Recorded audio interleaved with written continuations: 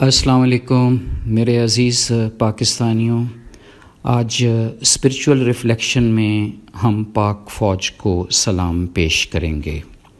بحیثیت پاکستانی ہم سب کو اس بات پر فخر ہونا چاہیے کہ ہمارے محافظ، ہمارے دلوں کی شان افواج پاکستان عسکری دنیا میں ایک ایسا بلند و بالا مقام رکھتی ہے جس کا تصور کسی بھی اور قوم کے لیے کرنا شاید ممکن بھی نہیں۔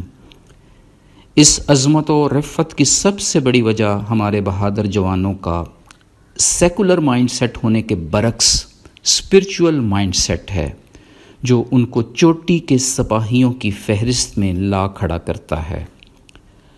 سیکولر مائنڈ سیٹ ہمیشہ یہ خوف رکھ کر لڑتا ہے کہ موت سے بچنا کیسے ہے، جبکہ افواج پاکستان کا اسپرچول مائنڈ سیٹ موت کو چومنے کے جذبہ سے میدان میں اترتا رہا ہے۔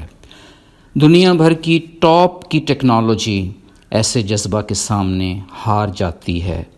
پینٹاگون میں بیٹھے سو کالڈ انٹلیکچوئلز، عسکری دنیا کے بڑے بڑے برین سر پکڑ کے بیٹھ جاتے ہیں۔ وہ ہر مادی چیز میں تو بازی لے کے جا سکتے ہیں، مگر انہیں پاک فوج جیسی سپرٹ میسر نہیں۔ یہ رب کی زندہ دلانے پاکستان کے سجیلے جوانوں کے لیے ایک خاص عنایت ہے، برکت ہے، رحمت ہے۔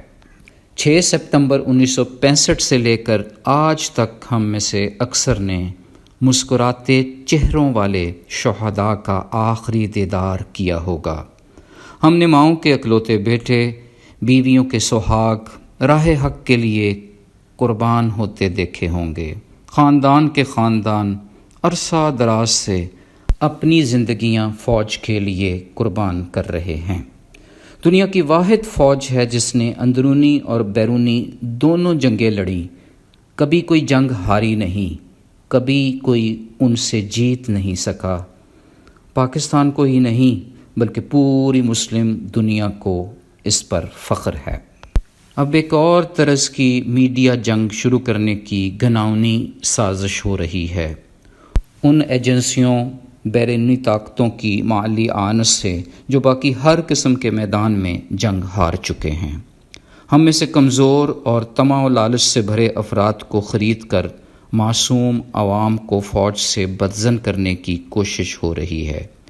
محب وطن عسکری لیڈروں پر غلط الزامات لگا کر دولت اکٹھی کرنے اور جھوٹی شہرت حاصل کرنے والوں کی پرزور تردید کرنے کی ضرورت ہے۔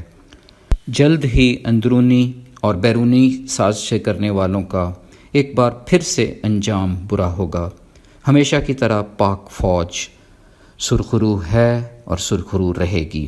ایسا کیوں نہ ہو، اس کے پیچھے اللہ اور اس کے رسول صلی اللہ علیہ وآلہ وسلم کی خاص عنایتیں شامل ہیں۔ دنیا بھر کے ہر وفاشار عاشق رسول، مرد اور عورت، چھوٹے اور بڑے، بوڑھے اور جوان کی جانب سے ایسے محب وطن اور محب اسلام سپاہیوں کو دل کی اتھاہ گہرائیوں سے سلام قبول ہو۔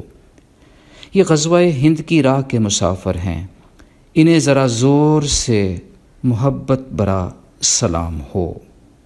فی امان اللہ، اللہ حافظ۔